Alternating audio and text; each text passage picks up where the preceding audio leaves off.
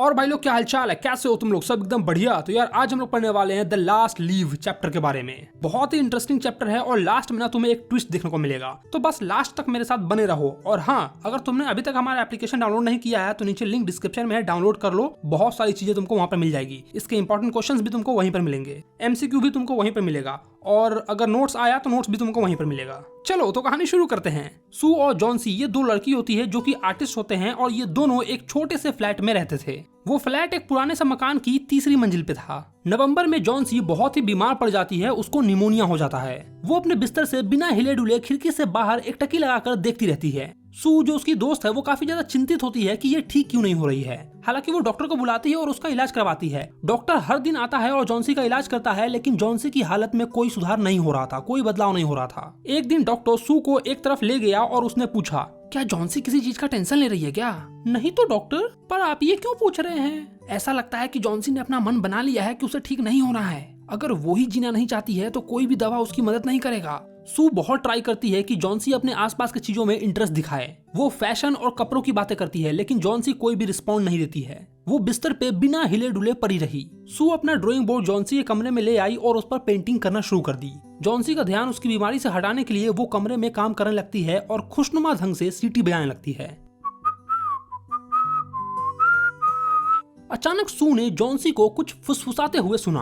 वो एकदम उसके बिस्तर की ओर भागी और जॉन्सी को उल्टी गिनती गिनते हुए सुना। वो खिड़की के बाहर देख रही थी और कह रही थी 12। कुछ समय बाद फिर फुसफुसाया 11, 10, 9, 8, 7। सू डरते हुए खिड़की से बाहर देखती है। उसने देखा एक पुराना आइवी कीपर का बेल यानी कि झाड़ जो है खिड़की के सामने वाली ईंट पे आधा दीवार तक आ चुका है। बाहर तेज हवा चल रही थी जिसके कारण उसके पत्ते झड़ रहे थे, और ये पतझड़ का महीना था इसलिए भी पत्ते गिर रहे थे। और इसी चीज को जॉन्सी गिन रही थी 12, 11, 10, 9, 8 करके, क्योंकि एक एक करके इसके पत्ते जो है ना वो झड़ रहे थे। तो सू जॉन्सी से पूछती है, ये क्या है डियर? तो जॉन्सी फिर से फुसफुसाती है 6। अब वो बहुत तेजी से झड़ रहे हैं। 3 दिन पहले इस पर लगभग 100 पत्ते थे, अब केवल 5 बचे हैं। ये पतझड़ का मौसम है, पत्ते तो झड़ेंगे ही ना। जब आखिरी पत्ता झड़ जाएगा तो मैं मर जाऊंगी। मैं पिछले 3 दिन से इस बात को जानती हूँ। ओह, ये एकदम बकवास है। तुम नहीं मरने वाली हो, तुम ठीक हो जाओगी, समझी?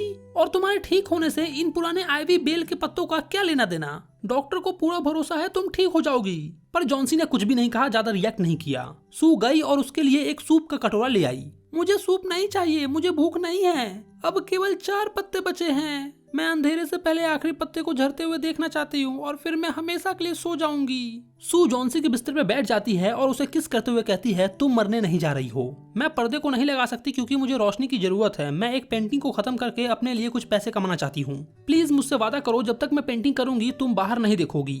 ठीक है, पर तुम अपनी पेंटिंग जल्दी खत्म करो। मैं आखिरी पत्ते को गिरते हुए देखना चाहती हूँ। मैं प्रतीक्षा करके थक गई हूँ, मुझे मरना है। मुझे शांतिपूर्वक जाने दो, जैसे वो बेचारे थके पत्ते जा रहे हैं। तुम सोने की कोशिश करो। मुझे एक बूढ़े माइनर की पेंटिंग बनानी है, इसीलिए मैं बेयरमैन के पास जा रही हूँ ताकि मैं उनको देखकर उसकी पेंटिंग बना सकूं। फिर सू नीचे की ओर भागती है। दरअसल बहरमैन एक 60 साल का कलाकार था जिसकी जिंदगी का एक ही उद्देश्य था कि उसे एक मास्टरपीस बनाना था, और वो उनके ही बिल्डिंग में फर्स्ट फ्लोर पे रहता था। बहरमैन को ऐसा लगता था कि उसका जो सपना है मास्टरपीस क्रिएट करने का, शायद वो सपना ही रह जाएगा, क्योंकि वो 60 साल का हो गया है और बस कुछ साल का और मेहमान है। फिर वो मर जाएगा तो उसका मास्टरपीस का सपना ना सपना ही रह गया। सू बहरमैन के पास जाती है और अपनी सारी चिंता की बात उसको बता देती है। उसने उसे बताया कि कैसे जॉन्सी को विश्वास है कि आखिरी पत्ता झड़ते ही वो मर जाएगी।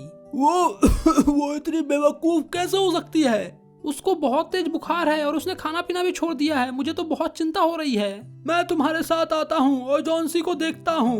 बेहरमैन ऐसा कहता है और फिर वो दोनों जॉन्सी के रूम में उसे देखने जाते हैं चुपके से। वो दबे पांव कमरे में आए। जॉन्सी सो रही थी तो उन्होंने पर्दा लगा दिया और दूसरे कमरे में चले गए। उसने खिड़की से बाहर झांक कर देखा, केवल एक पत्ता बचा हुआ था। बाहर बहुत तेज बारिश हो रही थी और बर्फीली हवा चल रही थी। ऐसा लग रहा था कि अब पत्ता किसी भी वक्त गिर जाएगा। बहरमैन ने कुछ भी नहीं कहा और अपने कमरे में चला गया। अगली सुबह जब जॉन्सी उठी तो बहुत ही कमजोर आवाज में उसने सू को पर्दा हटाने के लिए कहा। सू बहुत ज्यादा घबरा गई, ये सोचकर कि अगर पत्ता गिर गया होगा तो पता नहीं इसका क्या होगा, लेकिन फिर भी वो घबराते घबराते पर्दे को हटाती है। सू उस वाइन कीपर को देखकर हैरानचकित होकर बोलती है, देखो बेल पर अभी भी एक पत्ता है, ये हरा है और स्वस्थ लग रहा है। आंधी और तेज हवाओं के बावजूद वो नहीं गिरा। मैंने पिछली रात हवा सुना था, मैंने सोचा वो गिर गया होगा। कोई बात नहीं, आज झड़ जाएगा और तब मैं मर जाऊंगी। तुम नहीं मरोगी, तुम्हें अपने दोस्तों की खातिर जिंदा रहना होगा, अगर तुम मर गई तो मेरा क्या होगा। जॉन्सी कमजोरी की हालत में हल्का सा मुस्कुराई और अपनी आंखें बंद कर ली। लगभग हर आधे घंटे बाद वो खिड़की से बाहर देखती और पाती कि पत्ता अभी भी वहीं पर है। ऐसा लग रहा था कि वो बेल से चिपका पड़ा है। शाम को फिर आंधी आई परंतु वो पत्ता नहीं झरा। जॉन्सी बहुत देर तक उस पत्ते को देखती रही और तब उसने सू को बुलाया। मैं एक खराब लड़की हूँ, तुमने इतने प्यार से मेरी देखभाल की और मैंने तुम्हारा साथ नहीं दिया। मैं बहुत हताश और उदास हो गई थी। आखिरी पत्ते ने मुझे बता दिया कि मैं कितनी शैतान हूँ। मुझे ये एहसास हो गया है कि मरने की चाह पाप है। प्लीज मुझे माफ कर दो। सू ने खुशी से जॉन्सी को गले लगा लिया और उसे गरम गरम बहुत सारा सूप लाके दिया और एक आईना भी लाके दिया। जॉन्सी ने कंघी की और खुशी से स्माइल किया।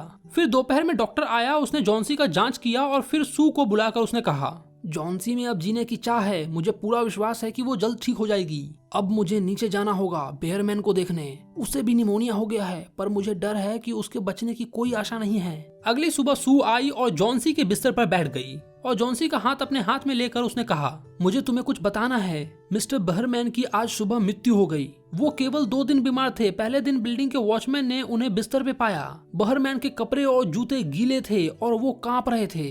वो तूफानी रात में बाहर थे। वॉचमैन ने वहाँ एक सीढ़ी पाई और एक लालटेन जो अभी भी बिस्तर के पास जल रही थी। कुछ ब्रश और हरे तथा पीले रंग की पेंट फर्श और सीढ़ी पर गिरे हुए थे। डियर जॉन्सी, जरा खिड़की से बाहर देखो उस आइवी लीफ को। तुम्हें ये देखकर हैरानी नहीं हुई कि वो हवा चलने पर फरफराता क्यों नहीं है? ये बहरमैन का मास्टरपीस है। उन्होंने उस रात को पेंट किया जब आखिरी पत्ता झड़ गया था और यहीं पर तुम्हारी ये कहानी जो है वो खत्म हो जाती है। तो देखा, मैंने कहा था ना लास्ट में एक ट्विस्ट आएगा। वो जो आखिरी पत्ता था वो भी झड़ गया था और शायद जॉन्सी मर जाती, क्योंकि उसने अपने माइंड में ये बैठा लिया था कि जैसे ही ये पत्ता गिरेगा मैं मर जाऊंगी। लेकिन बहरमैन ने एक रियलिस्टिक पत्ता बना दिया और जॉन्सी को लगा कि ये पत्ता गिर ही नहीं रहा है और जैसे ये पत्ता सरवाइव कर गया वैसे मैं भी सरवाइव कर जाऊंगी। और फिर उसके अंदर जीने की चाह आ गई और वो ठीक हो गई। लेकिन बारिश में भीगने के कारण बहरमैन को निमोनिया हो गया और वो मर गया। हालांकि जो उसका सपना था एक मास्टरपीस क्रिएट करने का, वो उसने क्रिएट कर दिया। तो वीडियो कैसा लगा भाई लोग? वीडियो अच्छा लगा तो वीडियो को लाइक करो, अगर कुछ पूछना है तो नीचे कमेंट करो और हाँ, इसका MCQ जरूर देना, लिंक नीचे डिस्क्रिप्शन में है, एप्लीकेशन को डाउनलोड करके दे लेना। बाकी अगर तुमने अपने भाई के चैनल को सब्सक्राइब नहीं किया तो क्या कर रहे हो भाई लोग, चैनल को सब्सक्राइब कर लो, क्योंकि 10th में भी मैं तुम्हारे साथ रहूंगा। चलो तो मैं मिलता हूँ तुमको नेक्स्ट वीडियो में। Bye bye.